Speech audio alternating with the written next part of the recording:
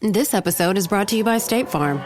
From your morning podcast to your afternoon playlist, State Farm knows you personalize your entire day, and that's why State Farm helps you personalize your insurance with the State Farm Personal Price Plan. It offers coverage options that help protect what you care about most at an affordable price just for you. Like a good neighbor, State Farm is there. Prices vary by state. Options selected by customer. Availability and eligibility may vary.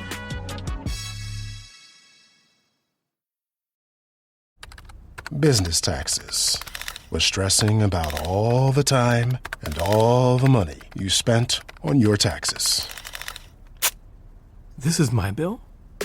Now Business Taxes is a TurboTax small business expert who does your taxes for you and offers year-round advice at no additional cost, so you can keep more money in your business. Now this is taxes. Intuit TurboTax. Get an expert now on turbotax.com/business. Only available with TurboTax Live Full Service.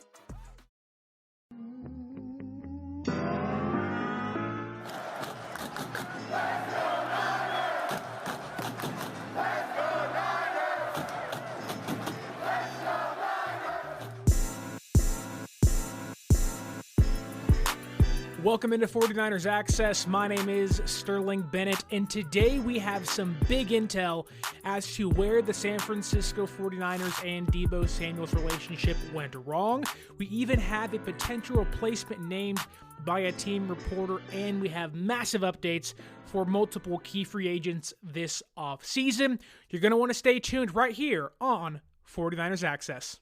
As promised, folks, we are going to get right into it, and I think it's the best way to start today's show really is looking at Deebo Samuel's trade. Now, I was on radio shows in Washington, D.C. this morning. I've been sitting here relishing in, living in the aftermath of the Deebo Samuel trade, the fallout, if you will, of the Niners trading away Deebo Samuel. And I can tell you this, I still love the trade, although the more I've sat on it, I think the emotions are starting to kick in for me. When Deebo Samuel got traded, it felt more like a relief as a fan that, okay, we can finally move on. We can, restart this thing. We can recalibrate. We can rebuild our team, rebuild our offense.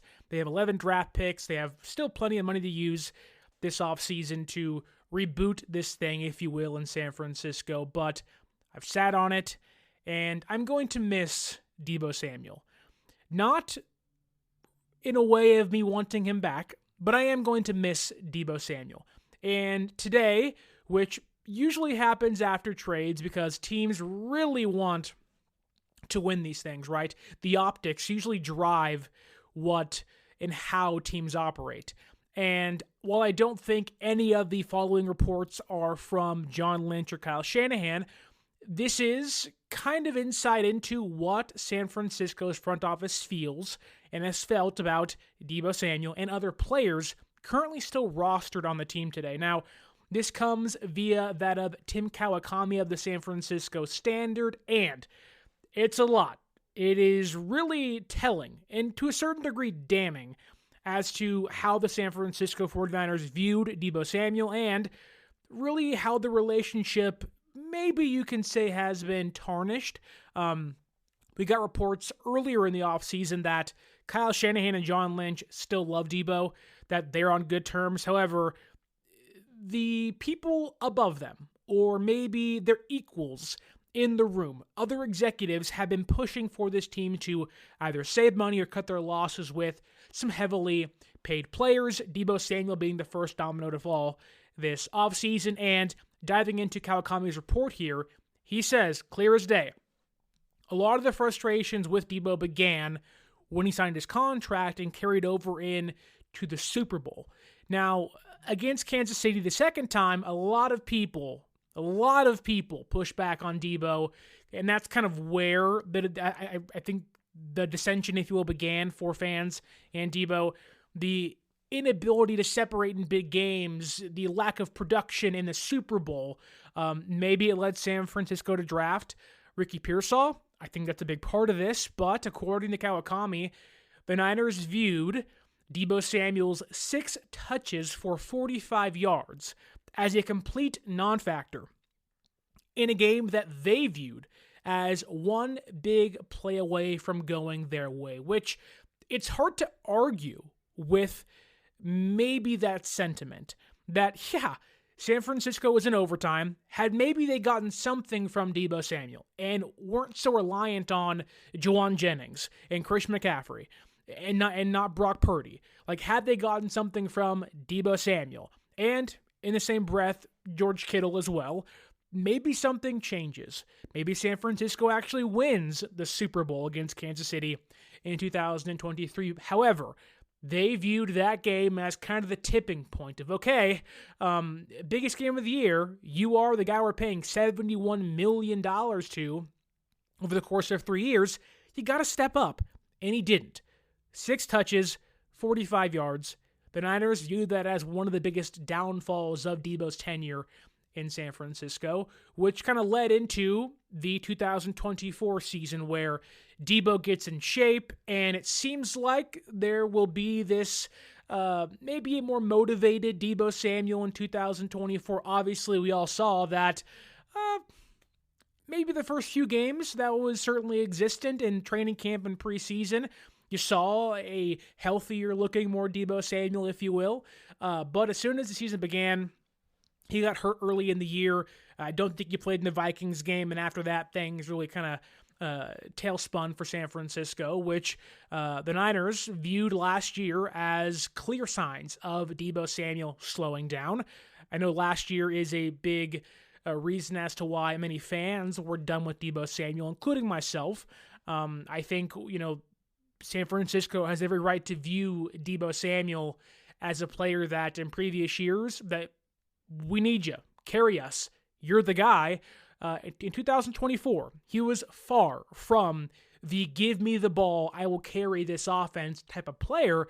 And that really showed, and San Francisco had some Deebo Samuel fatigue, if you will. The over-reliance on him, the lack of production. And when you really talk about Deebo this year, it's hard to ignore the reports that he was 20 pounds overweight.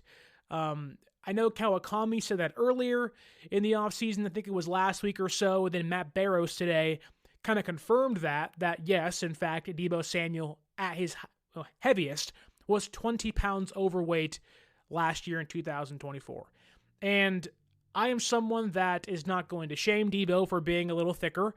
I don't mind my wide back being thicker. However, when you get older, when you get slower, when you aren't as quick, you aren't as agile, and your body starts to kind of wear down, when you're heavier, you're not going to be as explosive. You're not going to be able to take on 2 defenders and bowl through guys, which was seen last year with the Niners. So right now, I am completely on San Francisco's side. From a playing point of view, every reason to move off of Deebo Samuel has been valid thus far in the reports we're getting. However, this is where things get pretty tricky. This is where things become very telling. This is where we start to go, oh, things were not all butterflies and rainbows behind the scenes.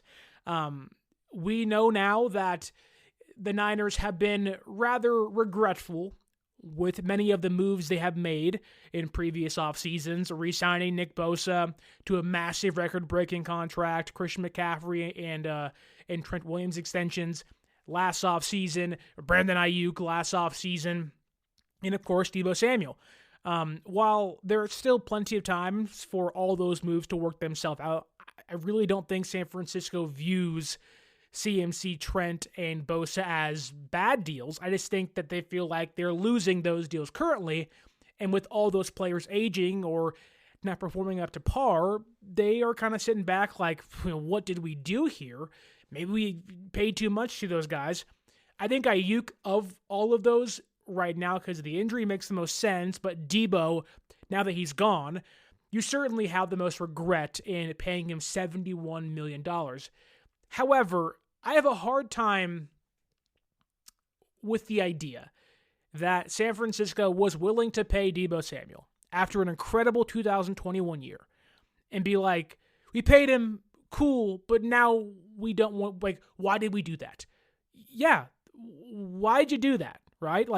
You didn't have to sign him, although your hands were tied. You could not pay him. You could trade him for a bag of chips maybe, or maybe a second-round pick, but it was clear as day at that point in time your offense needed Deebo Samuel. But apparently, according to Tim Kawakami, a Niners front office executive, somebody that negotiates the contracts with the players, not named Prog Marate, mind you, they have been preparing for Deebo Samuel to leave San Francisco. Since they signed him to a contract, since they signed that 3-year, $71 million deal, they have been prepping for his departure. That's like when, whether it's your aunt or your brother or your sister, some member of your family's like, hey, I want to come visit. And you're like, I don't want you to be here, but they're family and I kind of have to. Okay, well, how long you staying for? Well, staying for a week. And you're like, I'm counting down the days until you're out the house again because, my God, I can't stand you being here. Now, it wasn't that bad for Deebo Samuel. Obviously, him and Kyle are really great friends. Kyle used Deebo a lot. They saw football at a very similar rate. We talked about yesterday that, Deebo going to Kyle saying, give me the football. I want the ball in big moments over and over again. So this is not indicative of Kyle's relationship with Deebo, the players, or even John Lynch. This is those shadowy figures that roam in the suites during game day where you're like, who is that guy? Who is that guy?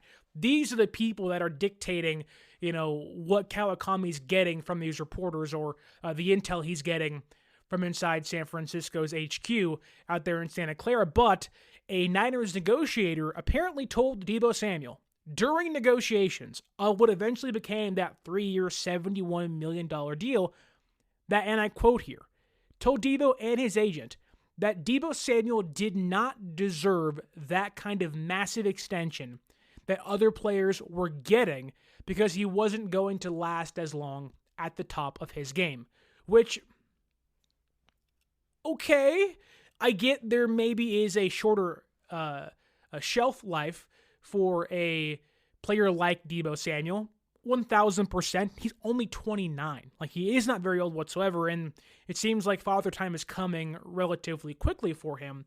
But the fact is that a negotiator that is not your GM, that is not your head coach, that is not Jed York, that is not Prog Marate, who signs off on these deals when they're all finalized and whatnot, some random guy is in there like, you don't deserve this, you don't deserve that. It's like, oh my God. It gives you insight into maybe what Nick Bosa dealt with and Brandon Ayuk dealt with and maybe how hard these negotiations actually are. That you see Kyle, who maybe overvalues Deebo, being like, look, Jed, look, whoever this nameless negotiator is, I got to have Deebo in San Francisco. And you see the kind of the tug of war of, well, we don't think Deebo's worth $71 million. And Kyle's like, well, too damn bad. I got to have Deebo here on this offense. He carried us last year. He deserves to get paid. And up there in the booths, they're like, we don't like this. We're not buying into this. And I think, again, for a lot of valid reasons, I can see where both sides are coming from. But the fact is, you are now kind of getting the inside scoop on there may be some kind of, I don't want to say fraying or division, but it's very obvious that John Lynch and company were told by higher-ups, we have to cut the fat off of the team. Could be Deebo Samuel, he's already gone. Javon Hargrave, probably going to be gone in the next week or so. Maybe Greenlaw doesn't come back. Maybe on the off chance Kyle Juszczyk could get cut or released. Like, there's a lot of areas in which San Francisco is trimming the fat off the roster, trying to get a little bit cheaper but stay competitive. But this is coming from these unnamed people you don't see on game days or in press conferences. There's a reason as to why they didn't budge. Like, Deebo wanted a 4 or 5 year deal. San Francisco's negotiators were like, ain't no way in hell we're giving you more than 3. We don't view you on this roster in 4 years. We do not see you as a player that can even last 4 years. And Deebo didn't even last 3 years of his extension in San Francisco.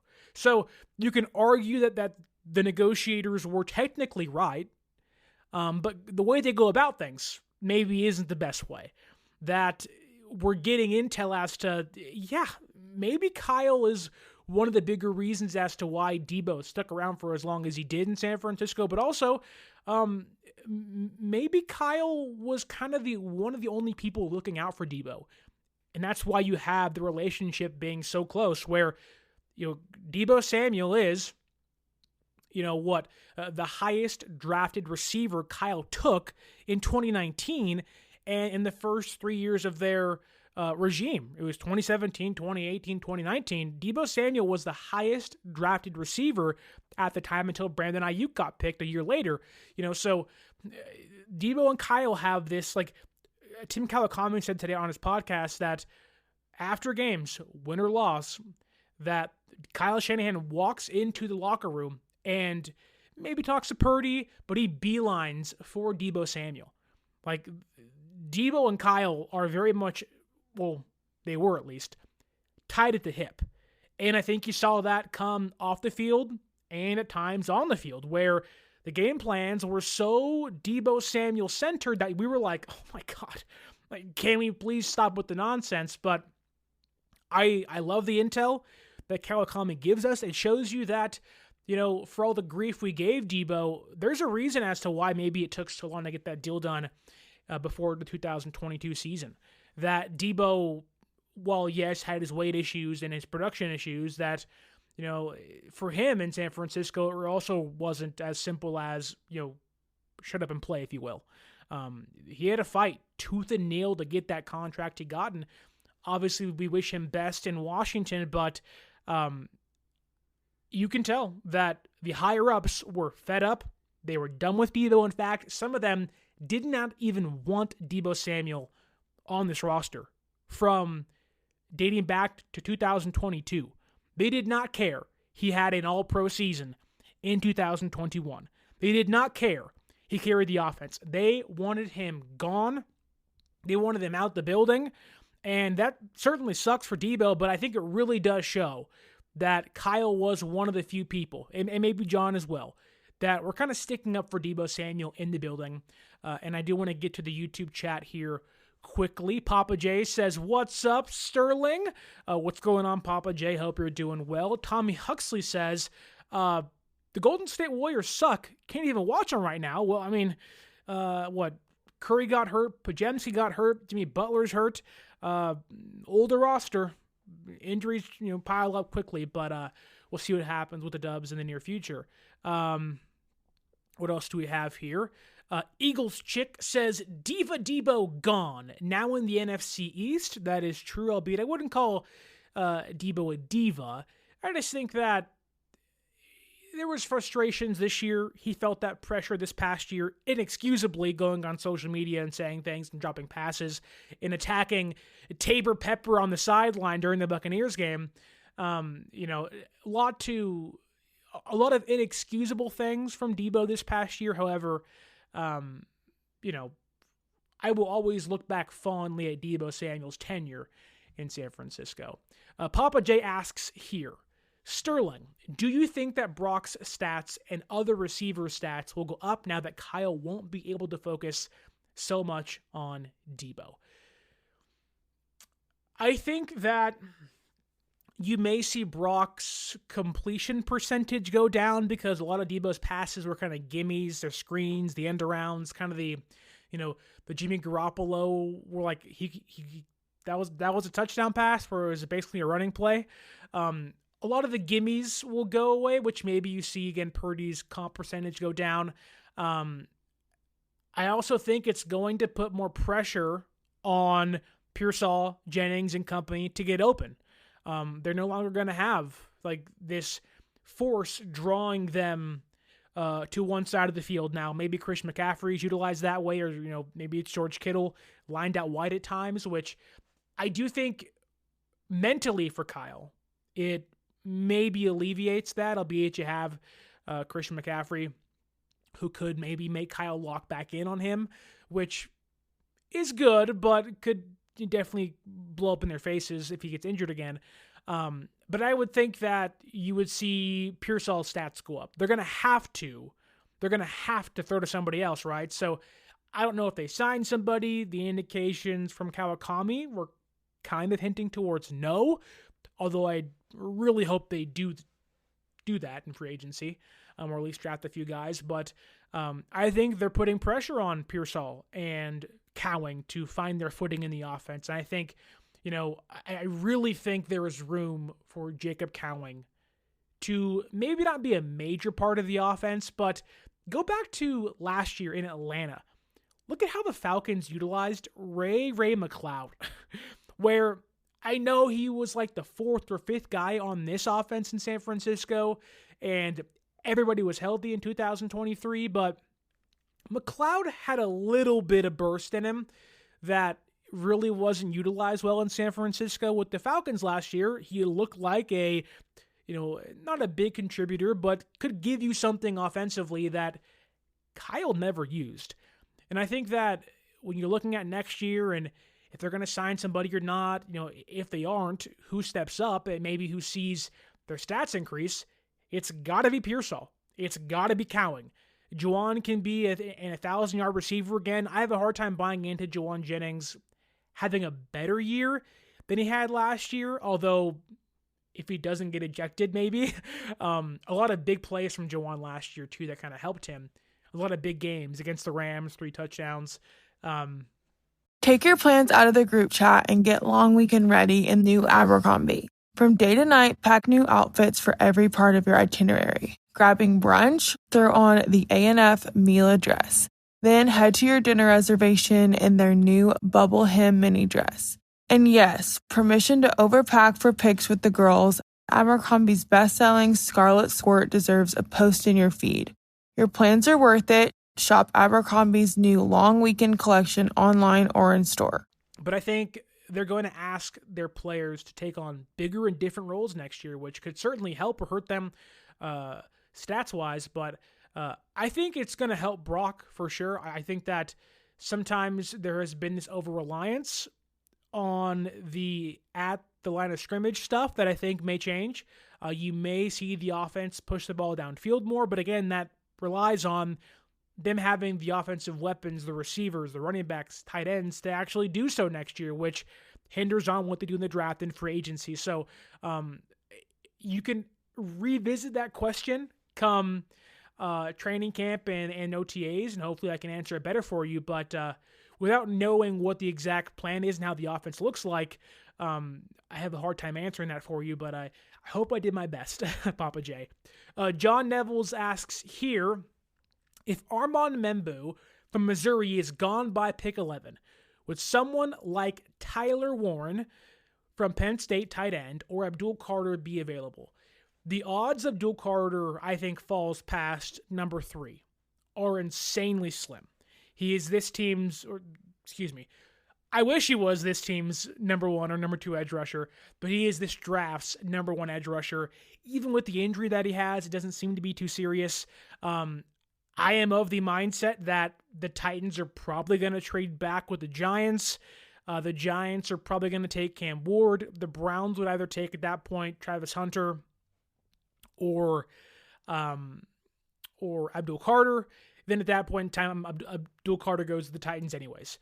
Now, Tyler Warren is a different question because Tyler Warren, I think, will be there at 11 unless the Jets or the Saints get crazy. I think Warren would be, like, when you talk about draft strategy, a lot of people just say, take the best player available. And I think there is a real scenario where a tight end is the best player on the board at the time. So I know Membu had a really great scouting combine, and I'm sure to some people shot up draft boards, which may push players down the draft board.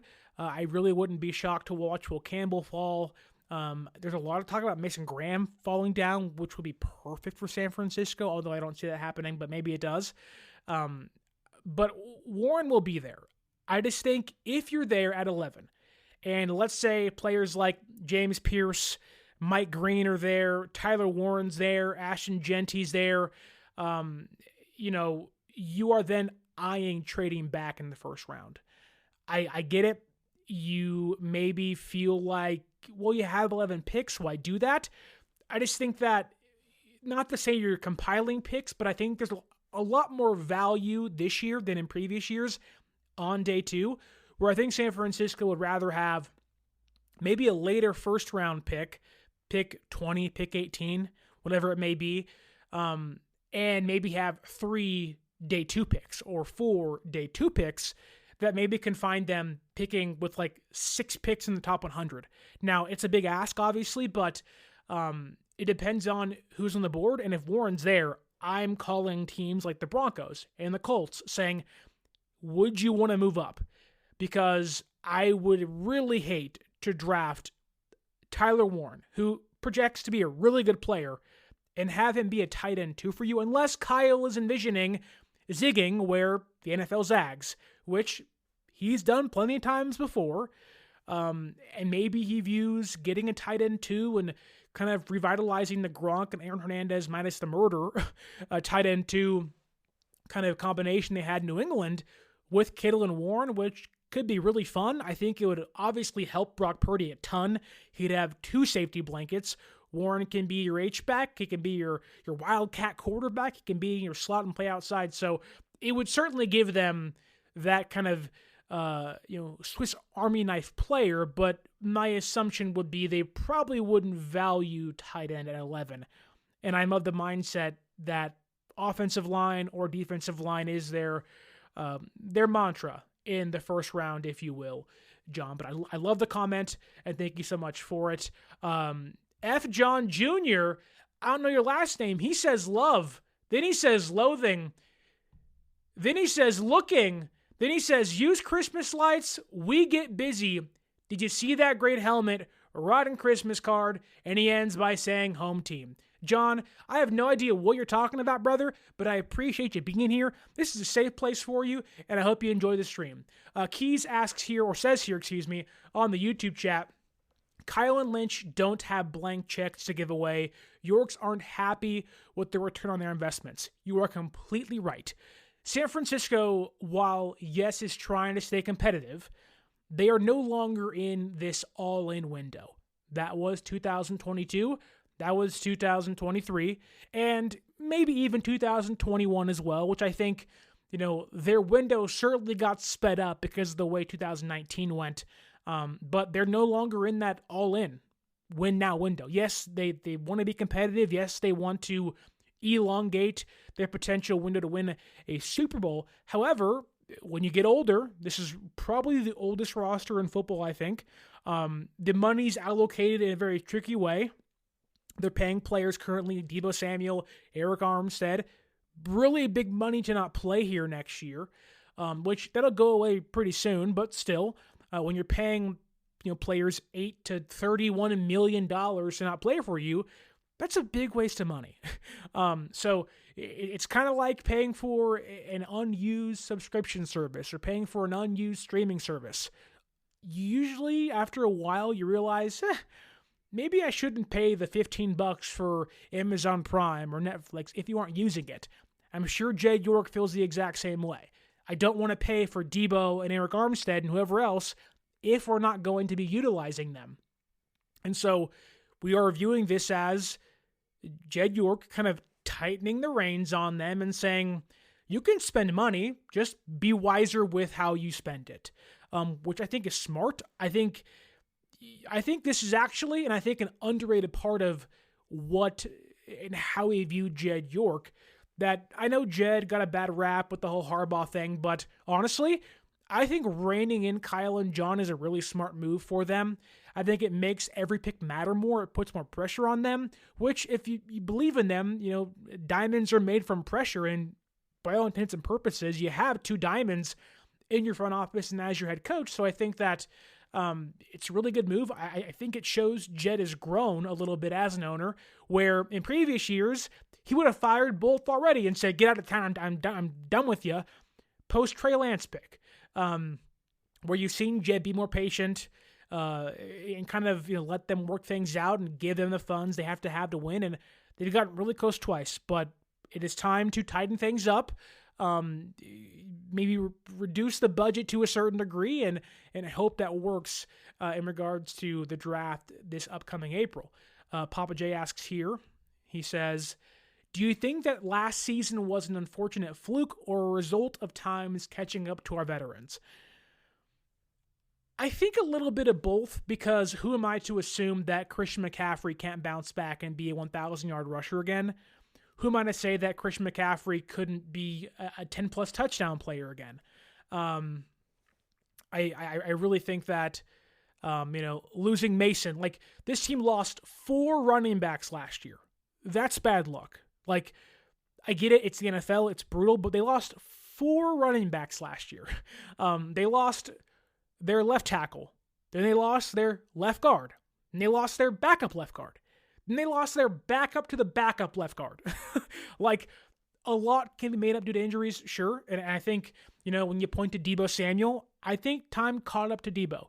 I think you can argue that although Trent wasn't his normal self last year when he was healthy, he's still pretty good, but Father Time is starting to creep closer for him. I think you're seeing this team look at Leonard Floyd and Javon Hargrave. Okay, like, you're in your 30s, you're 31, 32, and maybe you're injured or you're not producing very well. So I think it's a mixed bag. I think if I'm the Niners and I'm having an outlook board, if you will, there's no reason to believe this team cannot go back to the playoffs next year. If Purdy's healthy, if CMC's healthy, if Kittle is still healthy, if Pearsall takes the next step and they make the right moves, and you have Saleh back, coaching matters in the NFL a lot. I think you are going to see a vastly different Niners team next year, but also a better coach team and hopefully a lot younger team, which can take you a long way. And I think they're going to ask young players to step up earlier in their careers, hence why last year they're drafting guys 5th-year seniors, 6th-year seniors. A lot of that can be very much pushed into this year as well. So it's a mixed bag, but if I were to have a really, really, really early 2025 prediction, I can see San Francisco winning 9-10 games, barring health. I think they're good enough in coaching, and I think they have a top-end roster that can certainly carry them to the playoffs next year, but they got to have the insulation. Again, go back to the iceberg. Got to build that depth up, because if one guy goes down, it can get ugly really fast with the Niners. Keys says, I would be happy with either Membo or Banks at the O-line at 11, meaning Kelvin Banks and Armand Membu. It'll be interesting to see. I don't really think San Francisco views tackle as a need this year, and knowing how a lot of these guys measured out, their arm lengths, the way they move, Membo makes the most sense as maybe the right tackle. He can also play guard, I think, so that can make some sense. He moves the way Kyle Shanahan likes offensive tackles, but I think San Francisco is looking towards round 2 and 3 as maybe that, the guard position to whether replace Aaron Banks or move Pooney around, and I have no idea, maybe get a center. I think that they have a very specific type of tackle they like, and there's not many of those in this draft. Maybe they go Will Campbell if he's there. I can certainly see that. But again, arm length matters, albeit not as much to the Niners. However, it still matters in general. But there are not really many tackle archetypes this year, so you have to be really particular. And I think Membo makes more sense than Banks. If Banks is there, I'm probably trading back, to be honest with you. But we'll see what Kyle thinks come next month. Benali P says, wish Ray never muffed that punt for a lot of reasons. I think we all feel that way. Maybe you can blame Darrell Luter Jr. as well. If we had Ray, there's no need for Ronnie Bell. Well, now they're both gone, so it doesn't matter. Both out of town. Bell's with the Lions now, I think. Renee Rodriguez asks here on Facebook, do you think if Ashton Genty's at 11, the Niners would take him even though they have Christian McCaffrey? Not a chance in hell. Not a chance in hell. Man, no way. No way. I really don't think San Francisco, this running back class is one of the deepest we've seen in a long time. You can go rounds 4 and 6 and get a really big contributor. They like Mason. It'll be interesting to see if the Niners running back strategy in the draft, I think, really doesn't hinge on who they have. However, if they picked a first round running back, just for him to be the running back number 2 when you have Mason, if he comes back, and Guerendo, who you drafted, and maybe somebody else they sign, this fan base would riot, and I think Jed York might start just firing people there. Like, F you, you're cool, F you, kind of thing. I think you can get value on day 3 this year at running back. So if Genty's there and a team like the Broncos or the Cowboys want him, trade up for him. I know we saw San Francisco in 2020, ironically enough, a year in which they needed interior defensive tackles and had just lost the Super Bowl, trade back 1 pick with the Tampa Bay Buccaneers to go get Javon Kinlaw. So that is a very, very similar chance or similar situation with where they're with the Cowboys this year, who need a running back really bad. So I wouldn't do it, but no. You can get Khalil Mullings from Michigan, Kyle Monungai. There's plenty of guys out there late on day 3 you can get that maybe can help you out. Let's see. Yes. All right. Let's move on to what was revealed by Tim Kawakami today, and that comes in the form of replacing Deebo Samuel. We have talked long and hard about if they trade Deebo, if they release Deebo, who could be the replacement? Is it Devontae Adams? Is it T. Higgins? Is it one of these top-of-the-line receivers? I didn't think it'd be any of those guys I just said.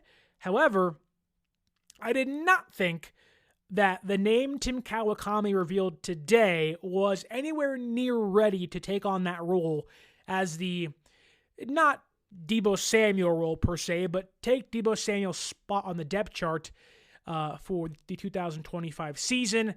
Because, and I quote here from Tim Kawakami, he says, "I've heard they don't think they need to get better at wide receiver." Let's pause there. I don't see how they don't see they don't need to get better at wide receiver. How do you not feel the need to at least bring in somebody, whether it's bringing back Chris Conley or signing a veteran option or drafting a receiver or 2? I think, yes, you like Pearsall. You like Cowing. Of course, you love Juwan Jennings. You love George Kittle. You like the weapons you have in place. However, they better not be stubborn and say, "Nope, we got it in-house, it's here." And look, maybe I'm wrong, but I don't see how you view Brandon Ayuk being on the shelf for 2-3 months or maybe never being the same again, and losing Deebo Samuel and saying, we like our options. You like a couple of them, but a lot of those guys are rather unproven pieces. So I think that's not really incorrect. That's not really correct. I think they're going to draft somebody. I would really look out for Jaden Higgins from Iowa. I think they talked to him. They're interviewing receivers, a lot of them. Isaiah Bond from Texas, Savion Williams from TCU, Jalen Noel at the Senior Bowl. They've had their eyes on some guys. So I really think they're going to draft a receiver this year. They have to. But this can also be San Francisco playing their cards a little close to the vest this early into the offseason. But Kawakami continues here and says, "I've heard that they like the guys they got, and I'll tell you the name that I've heard, Tariq Owens. They think he was good on the practice squad." Okay, let's talk about Tariq Owens. Let's talk about Tariq Owens, because I want to be fair to every single player on the roster. I was fair to Trey Lance, to Ronnie Bell, Solomon Thomas, Javon Kinlaw, Ambry Thomas, and many others that maybe didn't find their footing. You want to give these guys time. A lot of times, whether it's a first-round pick or a seventh-round pick, we don't tend to give players the year or so, 2 years, 3 years to grow, to acclimate themselves to the NFL. That said, Tariq Owens could very much be a late bloomer, and I don't want to erase that possibility from my mind. I think that I think that Tariq Owens has the build for an X receiver. He's 6'3", 193 pounds. I'm hoping he's put on some weight, maybe get closer to 200 by next year. I think, there's a build you like. He runs just like his father, who himself was a late bloomer in the NFL and in college. So, Terrell is a Hall of Famer, one of the second greatest receiver in Niner history. But he was older when he got to San Francisco. And, I get it, the NFL is different now than it was then, but there's every reason to believe Tariq can bloom late like his father did. However, this idea that, he was a practice squad player, thus we liked him to be the replacement, if you will, for Deebo Samuel and be the Band-Aid for Brandon Ayuk, I think is an insane thing to say. You cannot sell this fan base, which, again, maybe I'm proven wrong, and if I am, awesome. I'll eat that crow the day it happens. You cannot sell this fan base on Deebo's gone, who was a fan favorite, who may have worn out his welcome. Fine. He's done. Kaput. 5th round pick instead. Awesome. Brandon Ayuk, he's shelved. You got Pearsall. You got Juwan Jennings. You have Cowling, and then you have Tariq Owens. If you trot out Tariq Owens and you're banking on him being the guy to be the Band-Aid because he showed off on the practice squad before breaking his hand last year and being re-signed, I don't know how much work he actually got or how much they actually got to see from him. He wasn't healthy for the majority of last year because he broke his hand. I think you're on mute. Workday starting to sound the same? I think you're on mute. Find something that sounds better for your career on LinkedIn. With LinkedIn Job Collections, you can browse curated collections by relevant industries and benefits, like flex PTO or hybrid workplaces, so you can find the right job for you. Get started at linkedin.com/jobs. Finding where you fit. LinkedIn knows how. And this idea that, he was so good last year, then why didn't you sign him to the active roster?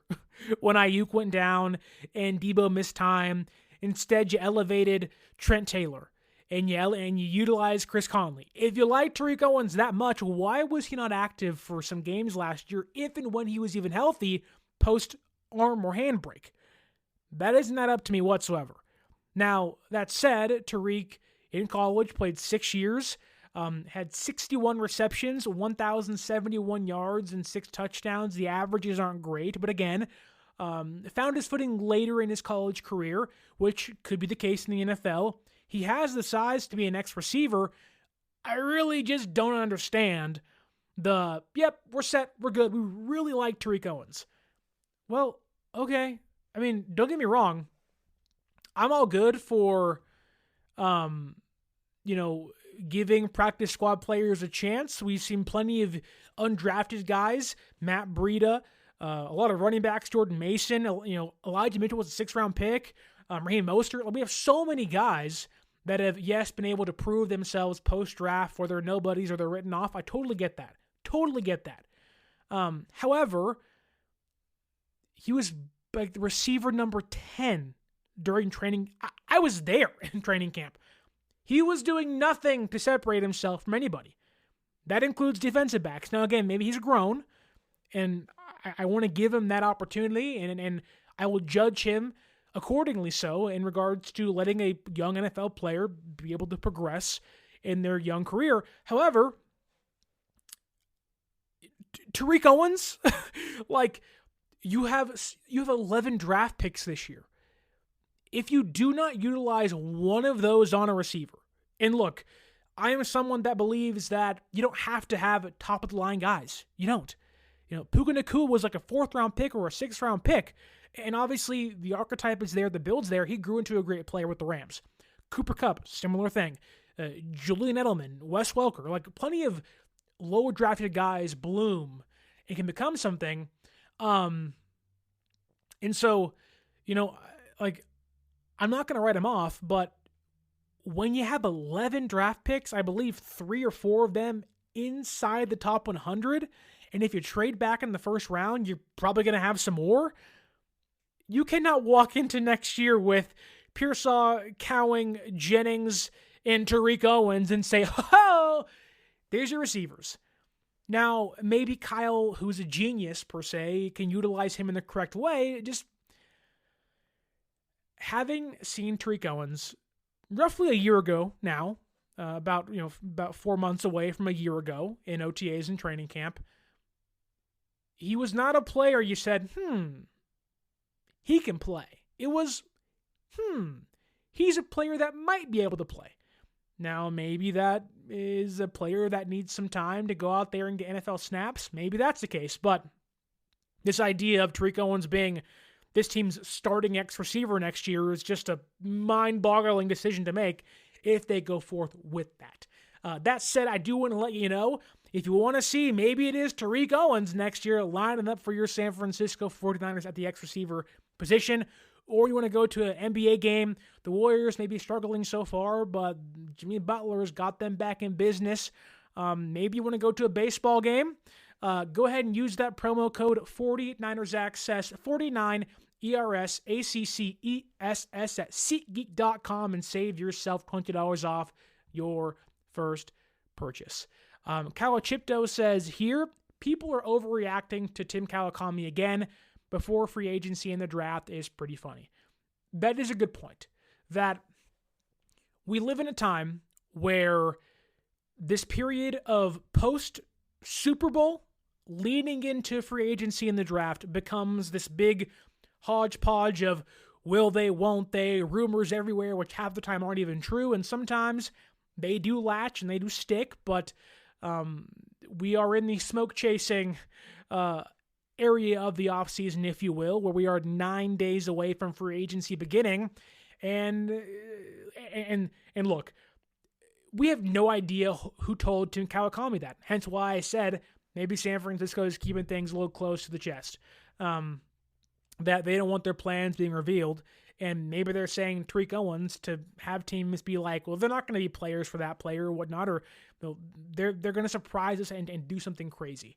They're talking about trading Brandon Ayuk, which makes no financial sense in the world regards to dead cap. But I digress. That said, I do think when you hear things like this, you have to be reliant on people that are connected to the front office and the organization. And Tim Kawakami has been, albeit not the most connected, has been relatively, more connected than, say, other people that cover the team, is how I'll word that, that tend to report things. And so, yes, do your own due diligence, make sure you're vetting things, sure, and we can argue that maybe Tariq Owens, TO 2.0, if you will, can be a great player. Fingers crossed he is. I would love that. But I do think initially when you hear that, without having the free agency plan and who they draft this year, if that is maybe the fallback option, if things don't go their way, I think it's a pretty big mistake. But we don't know yet, and hopefully I think San Francisco would be pretty foolish to do that this offseason. But they could also maybe say we value getting that tight end at number 2 instead.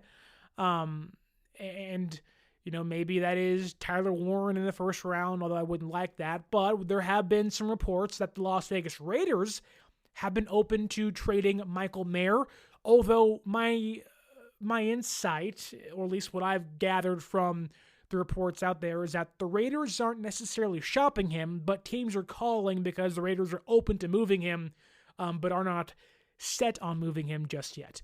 But I would love for San Francisco to acquire Michael Mayer, former second-round pick of 2 years ago. He's 6'4", 250 pounds. I think when you talk about maybe wanting to avoid having to use one of your draft picks, or although this tight end class is pretty deep, there are some questions. A lot of guys have injuries. Maybe you don't find the exact archetype that you like, or maybe you value Mayer over who's there in the 3rd or 4th round or 5th round this year. I think that Mayer probably wouldn't be too expensive, although when it comes to what you give up for him, I think because his salary is so low, being a former second-round pick, whoever acquires him only has to pay him $1.6 million this year with $303,000 guaranteed. And then next year in 2026, it's only $2 million and nothing guaranteed. So pretty cheap player. The Raiders only have $1.88 million in dead cap. They'd also only save around $650,000. So not a lot of incentive to trade him away. However, if they get a third-round pick or a fourth-round pick, maybe they view that as a better option than keeping Mayer behind Brock Bowers next year with Tom Brady and Pete Carroll kind of running things out there with their GM Spytech. So a lot of reasons as to believe the Raiders could move him, and I think San Francisco should really pounce on that. It's a 2-year deal, really cheap. This team has been searching for a backup tight end for years, I tell you. When this team lost Levine Toilolo following the 2019 season to the Giants, they draft Charlie Warner, they bring in Ross Dwelly, and mixed results. I think both those guys probably outstayed their welcome a little too long, and that certainly wasn't great for the Niners. Eric Saubert last year wasn't great, really bad. They tried to get Brock Wright last year from the Lions, and he was an RFA, so the Lions re-signed him. They had Jordan Reed, but then George Kittle got hurt in 2020. They've been looking for that guy, is my point. And I think Michael Mayer could be that guy. In 2023, he had, second round pick that year, 35th overall. He's had 72 receptions and has 2 touchdowns in 25 games. However, we all know Kyle Shanahan. If you don't block, you don't get the rock. And Michael Mayer is a really good pass blocking tight end, a 67.1 pass blocking grade last year, certainly in the green for them. Plenty of games where he's in the high 70s and the high 60s consistently. If you go to his run blocking grades, you're going to be pretty pleased there. 65 run blocking grade, a player that can get out there, can move in space, will take on defenders, and I think make you pretty happy. And so I think that could be a move they make. We're kind of talking about the fringe moves because I don't think San Francisco is going to be big buyers in free agency. And I think when you talk about buying smarter, don't buy more, buy smarter.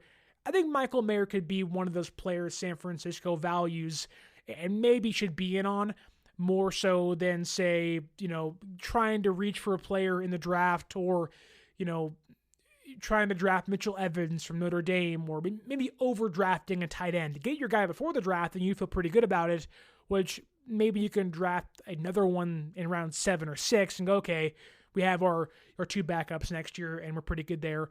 They're going to bring back Braden Willis, probably Jake Tunges, and Mason Pline for the offseason programs and maybe the regular season. So they have some bodies, but they certainly have to find a better backup, which Mayer, I think, provides that for them. He's pretty quick. He can get in space.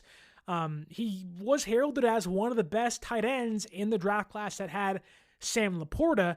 I believe he was the second tight end taken in that draft. So it's not like he's a scrub or just a waste. It's just that Brock Bowers came along and made him pretty dispendable. So, another team's trash can be your treasure, and I think Michael Mayer could be that for the Niners. Kawachipto says here, going back to the Ayuk conversation, says, trading Ayuk pre-April 1st is only an $18 million dead cap hit, $7.5 million more than it would be if he had played next year. That's fair.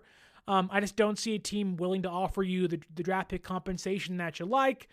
And yes, he says here, Niners got out of the Ayuk contract. If we trade him by April 22nd, we pass on 4 years, $110 million.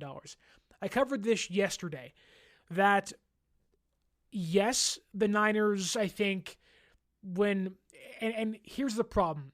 It's not that trading Ayuk is the issue. It's that you're trading Ayuk and Deebo in the same offseason, where if you trade Deebo, you have a $31 million dead cap hit.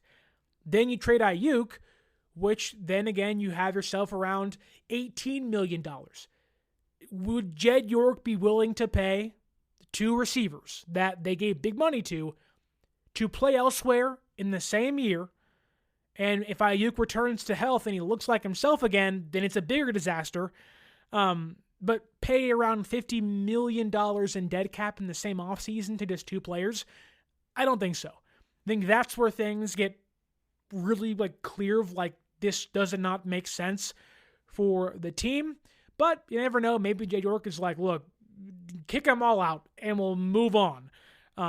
Maybe that's the case. Which, at that point in time, Jed York would then become, maybe you'd certainly get some backlash for that, and it would make the front office look really, really bad.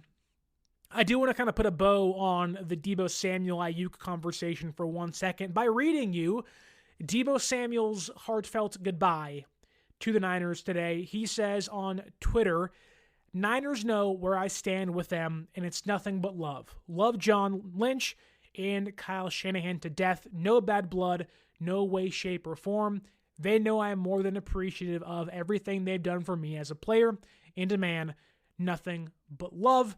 I would return that to Deebo Samuel. He has given me incredible memories. I'm so grateful to have watched him play in the red and gold. And I really am wishing him the best with the Washington Commanders. And I think I probably would, I think Niner fans would probably agree with me that, yes, maybe things didn't end well and there were some bumps in the road in more recent years, but Deebo may have had the most unique and impressive Niner season maybe of the 21st century on offense. I think maybe surpassing Terrell Owens, not as a player, but for 1 year. What Deebo Samuel did in 2021, I'm telling you, is just NFL legend level of things, albeit you wish there was more longevity behind those legs he has, which maybe he finds those again with the Commanders.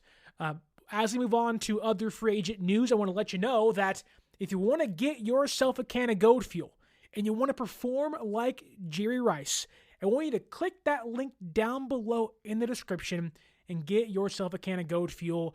If you love coffee like myself and you want to have a healthy coffee alternative, Goat Fuel also provides that for you. If you're a podcaster, if you're working your 9 to 5 and you just want to have a jolt of energy, Goat Fuel has got your back and can help you perform like the greatest of all time. So click that link down below and get yourself a can of Goat Fuel and save yourself 10% off your purchase by using our link in the comments down below. Okay, let's go through these next few updates relatively quickly here. We have great news on Trent Williams. He is currently training for the 2025 season, and according to ESPN's Dan Graziano and Jeremy Fowler, he is expected to be ready to go by the start of training camp. Great to have Trent back. John Lynch called him a motivated Trent Williams. I'm sure this year's probably going to be his last year as a Niner and as a player in the NFL, so I'm sure he wants to go out on top. And fingers crossed we can get that done for him and maybe have him hoist that Lombardi Trophy in 2025, although seems very far-fetched now, but 11 draft picks and a free agency later, and anything can happen for the San Francisco 49ers. A big reason that Trent being back is also a very big deal is because, yes, you have your future Hall of Fame left tackle. You have one of the best left tackles in football blocking Brock Purdy's blind side, but according to Dan Graziano and Jimmy Fowler again, backup left tackle Jalen Moore, who I'd love to have back here in the red and gold in 2025, is expected to find a starting opportunity elsewhere next year. So the Niners may need a backup left tackle, a left guard, a center, a right tackle. They got some holes to fill, and the depth continues to get thinner behind their starting five, which maybe two of those guys probably shouldn't be their starting five next year, starting a training camp. But Trent's back. Jalen Moore seemingly done with San Francisco this offseason, and we have updates on Aaron Banks, last year's starting left guard and former second-round pick out of Notre Dame in 2021. According to ESPN again, Dan Graziano and Jeremy Fowler, Aaron Banks is on the Chicago Bears' radar alongside Drew Dahlman. The Bears want to make a splash and could use their cap space to maybe sign some offensive linemen to remove the need come the first round of the NFL draft. So the Bears are eyeing Drew Dalman and Aaron Banks. And speaking of Drew Dalman, who I know every Niner fan, including myself, is like, if there's one free agent that they can make a splash and sign, that Kyle may be able to convince Jed York to give some big money to, it might be Drew Dalman, the center from the Falcons. However, we got a pretty bad update on what he may cost the Niners this year. If San Francisco were to say sign Drew Dalman, the projected salary for Dalman would be almost equal to that of Creed Humphrey's 4-year, $72 million deal. When I heard that, I said, yikes, holy crap, write him off your board. The odds that the Niners sign a center for a 4-year, $72 million deal, I think is pretty slim. And I think we then turn our eyes back to, hey, Jake Brendel, which is terrible for this offense. Although that always kind of seemed like the answer to their center conundrum, which unfortunately is the exact same answer it was last year. But Drew Dalman going to get paid 4 years, maybe $72 million overall, which I think may scare San Francisco away from paying a center that much money. We also got some news on the defensive side of the football. The Niners are, yes, trying to bring back Dre Greenlaw. However, if he does not re-sign or wants to go elsewhere, maybe the Commanders, maybe the Cowboys, maybe the Chiefs, who knows? The expectation is San Francisco will likely be targeting Jamien Sherwood of the New York Jets, a former Sala player with the Jets last year. However, again, this all depends on the asking price, and according to ESPN and Dan Graziano and Fowler, that Jamien Sherwood may get $10 million per year. So a lot of the free agents that San Francisco may be targeting this year may also be getting paid this year, which lends me to believe that Dalman or Sherwood may be off San Francisco's board, depending on if their asking prices here are actually accurate to what they may get on the open market. And finally, the last update of today's show is in regards to bringing things all the way back into a first circle, that is the wide receiver position. Darius Slayton has been an often connected name to San Francisco, has been a name that I think would really fit as a player with the Niners. He has speed, he can get deep downfield, he can get open.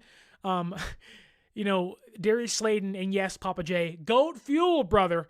And yes, Calachito, Sherwood is a beast, but Darius Slayton is a name that I think makes a lot of sense for the Niners to try to sign. But again, like Sherwood and like Dalman, we're talking about, Darius Slayton, according to the guys at ESPN, he could be this year's Darnell Mooney. Now, there's a lot of ways to look at that, where Mooney was a highly-ish touted prospect for the Bears, had some splashes, had some moments, but really didn't stick, albeit the Bears were a disaster for the last couple of years or so. Darius Slayton, very similar situation where quarterback changes, head coaching changes, just a lot of moving pieces that will hurt any offense. The talk is he'll be this offseason's Darnell Mooney, which could mean he's a cheaper option that makes a splash next year. Mooney was great for the Falcons this past year with Cousins and even Penix. So that's a plus. However, if you look at what Darnell Mooney got last year with the Falcons, although the receiver market's a lot cheaper this year than it was last year on the open market, he got 3 years, $39 million. And if you just do some simple math, I have a hard time buying into the Niners open to giving a receiver $13 million a year, especially for 3 years, or say it's 2 years. Say it's 2 years, $26 million. Obviously, less years of a commitment, but when you reach double digits for players that maybe if they're sold on, they're sold on Tariq Owens, they don't view as a necessity. Well, I have a hard time, again, believing they're going to pay up for a free agent wide receiver. Hence why I don't think it's Devontae Adams, or they're going to trade for T. Higgins, who was finally tagged today, or they're going to go and acquire Keenan Allen. It really does feel like that this team is going to be maybe not bargain bin shopping, but maybe just waiting for things to go on sale. That's how I'll put it. And Darius Slayton could certainly be on sale this offseason, however, but if you're just equaling and kind of connecting Darnell Mooney's contract to Slayton this past year, $13 million, it seems like a lot. Maybe it's more like 10, maybe it's more like 11. Again, knowing the market's a little cheaper this year, but you're paying Jennings, who I'm hoping they can re-sign during the year again. You want to have JJ back. You like Pearsall, but San Francisco probably doesn't want to pay a third receiver big money or a medium chunk of change after just getting rid of Deebo. So I think they're done. They're out on Adams, barring a cheap hometown discount, which probably isn't going to happen. I think they're out on Darius Slayton. They're out on T. Higgins. I think if the Drew Dalman contract is what he'll get, 4 years, $72 million, I don't think they're going to get him either. And if Jamie Sherwood gets $10 million a year, which is his current projection, according to the inside sauces, I don't know if San Francisco is going to get a lot of the free agents we're all connecting them to this offseason. Bobo, where you been, brother? You are late to the show, but I want to thank you for getting in here as fast as you can. JD Durham says this: so are they going to trade Purdy after they get rid of Ayuk? No, but anything's possible. It would be, again, like, if you're Brock Purdy, how do you take trading away Deebo and Ayuk in the same offseason? Does that not upset you? Like, that pissed me off. I'm like, really? Really? Why did you sign him in the first place if you're going to trade him a year later? That's why it's so confusing, which is why I don't think it's going to happen. But tell me down below in the comments, what do you make of maybe San Francisco having to pay $72 million to Drew Dalman if they want to sign him, Jamie Sherwood getting $10 million, and Darius Slayton maybe being this offseason's Darnell Mooney? How do you feel about Trent Williams being healthy and ready to go for training camp this year? I love that. I'm excited for it. And what do you feel about the Niners and how they negotiated that contract with Deebo Samuel? A negotiator telling him to his face and to his agent's face that you're not worth the money and you ain't going to be here very long. How do you feel about the idea San Francisco was looking to move off of Deebo the minute he signed that contract? How do you feel about that? Tell me down below in the comments, and tell me how you feel on social media when you follow us at 49ers_access is the X or the Twitter. 49ers.access is the Instagram. Don't forget to use that promo code 49ersaccess, 49ERSACCESS at SeatGeek.com. To save yourself $20 off your first purchase and grab yourself a can of Goat Fuel. I hope Jed York has some. I hope John Lynch gets some. And I hope Kyle Shanahan has that can of Goat Fuel on their desk this offseason, because they better lock the frick in, because they got to get these picks and signings right. And I'm hoping if you click that link down below and get yourself a can of Goat Fuel, you can be locked in like the boys in San Francisco as well, while saving yourself 10% off your purchase. Thank you all for listening, liking, sharing, and subscribing. I want to thank Bobo, Tommy Huxley, F. John Jr., who was saying a bunch of nonsense in the chat. Have a great day, brother. Papa J, Akawa Chipto, Benali P, all you were great. Keys, you were back in here tonight. Awesome to see you. Jim Everett the Great, big Rams fan, saying Purdy noodle arm can't be fixed. Rams will dominate the Clowns. Well, only one way to find out. Kyron Williams called the Rams the big brother last year after they beat San Francisco twice. Let's turn that around in 2025. Send your comments down below. Renee Rodriguez, almost forgot you were in here too. Thank you all so much. John Neville's, Eagles Chick, everybody in the YouTube chat. Don't forget to like, share, subscribe, tell your friends about the show. Give us that 5-star review on the audio podcasting platforms. And as always, enjoy your Monday afternoon, Monday night now. Hope to see you tomorrow maybe. And my name is Sterling Bennett. And until next time, stay faithful.